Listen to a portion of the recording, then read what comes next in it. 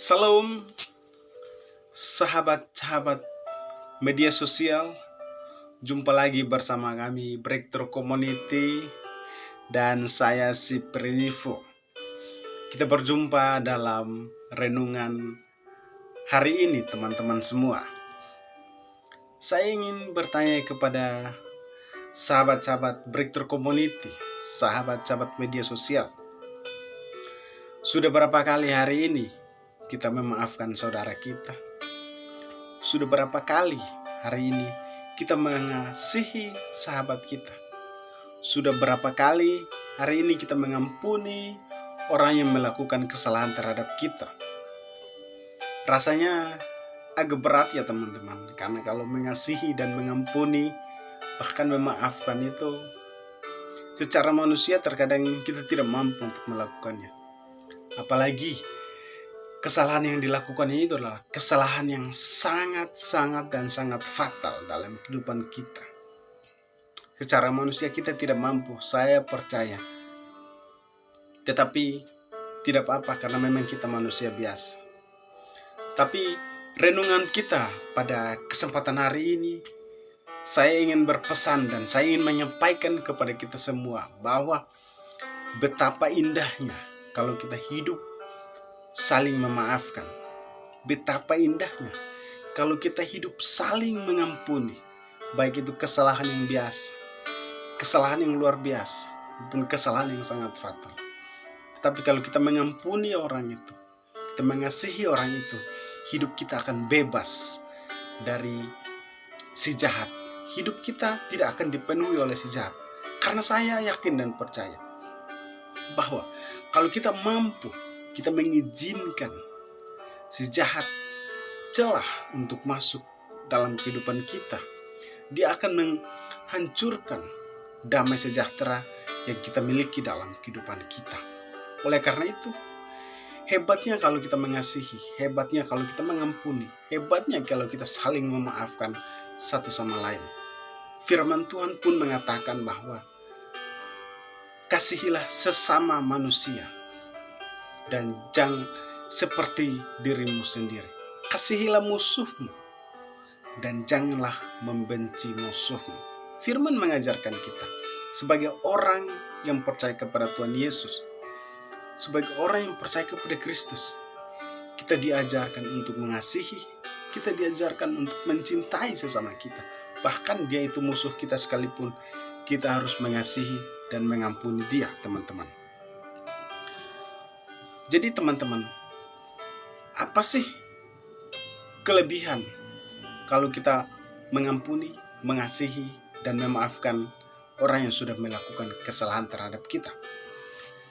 Pada malam hari ini atau renungan singkat pada hari ini, saya ingin menyampaikan bahwa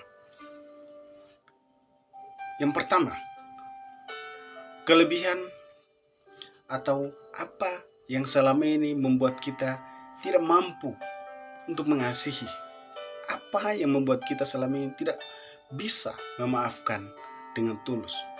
Yang pertama, kita harus menerima bahwa kesalahan yang dilakukan itu adalah benar-benar kesalahan. Kita harus meyakinkan, kita harus terima kenyataan bahwa sahabat kita, teman kita melakukan kesalahan. Selama ini yang kita lakukan adalah kita menuntut, oh gak bisa, saya ini kan seniornya, saya ini kan atasannya, saya ini kan kakak laki-lakinya, saya ini kan yang paling senior dalam komunitas ini. Jadi dia dong yang seharusnya datang dan meminta maaf. Bukan saya yang harus ke sana untuk meminta maaf. Teman-teman, sahabat-sahabat Breakthrough, kalau kita punya jabatan, kita punya kekuasaan, dan kita memakai itu untuk menindas, kita memakai itu sebagai alasan untuk tidak mau memaafkan, tidak mau untuk mengampuni orang lain, saya yakin dan percaya bahwa lama-kelamaan kehidupan kita akan dipenuhi dengan kesombongan. Oleh karena itu, apapun jabatan kita, apapun posisi kita, kita paling tinggi, paling hebat, tetapi kita harus saling memaafkan satu sama lain. Kita harus saling mengampuni satu sama lain. Kalau kita mengampuni dan memaafkan sahabat kita, teman kita, atau pacar kita, saya yakin dan percaya bahwa kehidupan kita akan terlepas dari si jahat. Kehidupan kita tidak akan pernah dipenuhi oleh si iblis. Kehidupan kita tidak akan pernah dihantui oleh hal-hal yang jahat. Karena kita sudah menerima kesalahan yang dilakukan oleh teman kita, sahabat kita, atau pacar kita sekalipun, teman-teman. Lalu poin yang kedua, kenapa atau apa kelebihan kalau kita mengampuni orang yang melakukan kesalahan terhadap kita? Yang kedua itu adalah kita kalau mengampuni orang yang melakukan kesalahan terhadap kita, maka kita melepaskan aura-aura negatif dalam kehidupan saya dan teman-teman. Bayangkan, kalau misalnya kita membenci seorang, kita tidak suka sama seseorang. Setiap hari dia lewat depan rumah kita, setiap hari kita ketemu dia. Maka yang ada di pikiran kita adalah kita berpikir tentang hal-hal yang negatif. Kita akan berpikir tentang hal-hal yang tidak pernah terpikirkan, hal-hal yang jahat saja. Karena apa? Kita punya rasa dendam, kita punya rasa kebencian, aura negatif terhadap teman, sahabat, atau pacar kita. Dalam pikiran kita, kita sudah menaruh rasa kebencian terhadap orang yang saat ini kita tidak sukai, kita tidak senangi.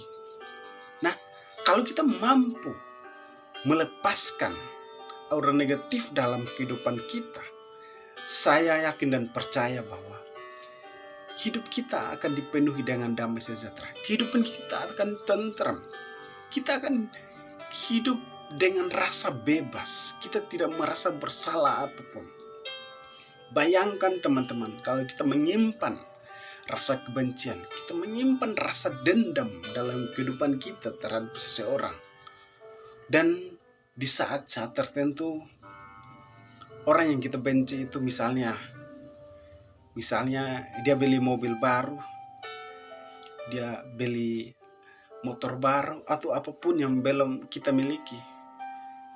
Kita akan langsung berpikir, dapat uang dari mana itu? Pencuri di mana itu? Ngambil orang punya.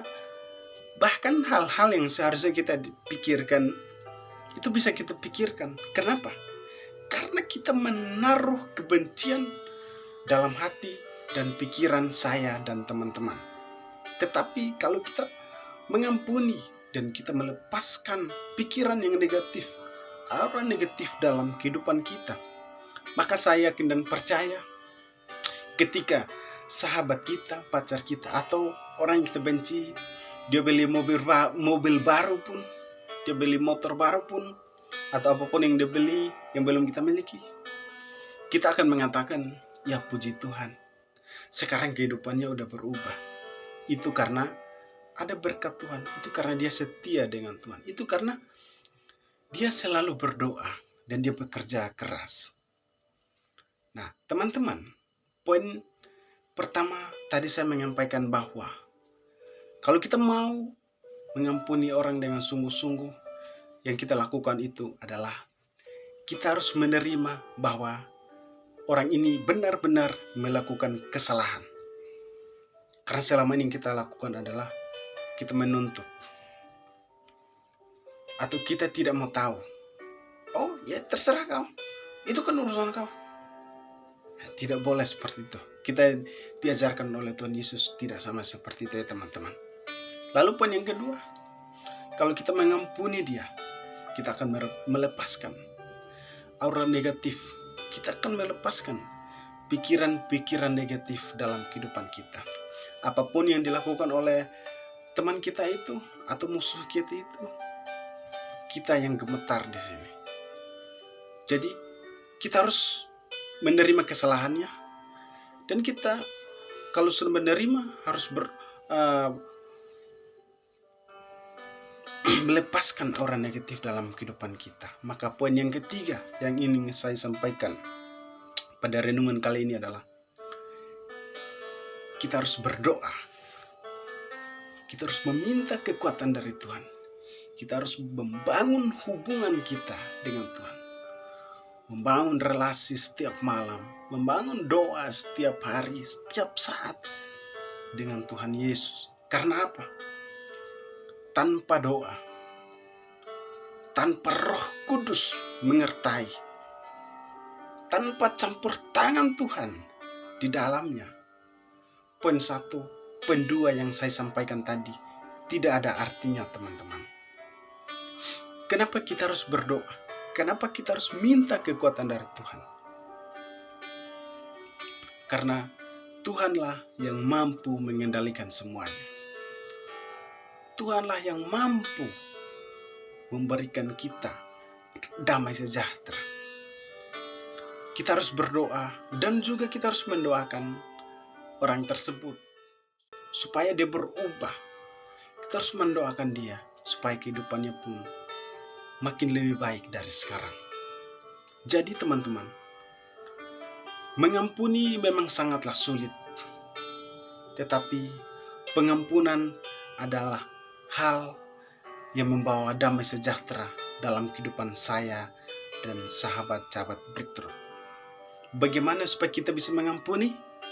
Poin yang pertama itu adalah kita harus menerima kesalahannya, bahwa teman, sahabat kita benar-benar melakukan kesalahan. Poin yang kedua, kalau kita mengampuni orang yang melakukan kesalahan terhadap kita, maka kita akan melepaskan aura negatif, pikiran-pikiran kotor dalam kehidupan pikiran saya dan teman-teman. Lalu yang ketiga, atau poin terakhir dalam renungan hari ini adalah kita harus berdoa, meminta kekuatan Tuhan, meminta Roh Kudus untuk bekerja dalam kehidupan saya, kehidupan teman-teman, dan kehidupan orang yang kita benci. Maka saya yakin dan percaya ketika kita mengizinkan Roh Kudus masuk dalam kehidupan kita, maka kehidupan kita akan dipenuhi dengan damai sejahtera. Kehidupan kita akan dipenuhi dengan hal-hal yang positif, dan kita harus bersyukur atas apa yang sudah kita miliki. Shalom. Demikian renungan singkat pada kesempatan hari ini, dan terus menantikan renungan singkat dari Breakthrough Community. Tuhan Yesus memberkati sahabat-sahabat Breakthrough. Tetap semangat dan selalu mengandalkan Tuhan Yesus dalam segala hal.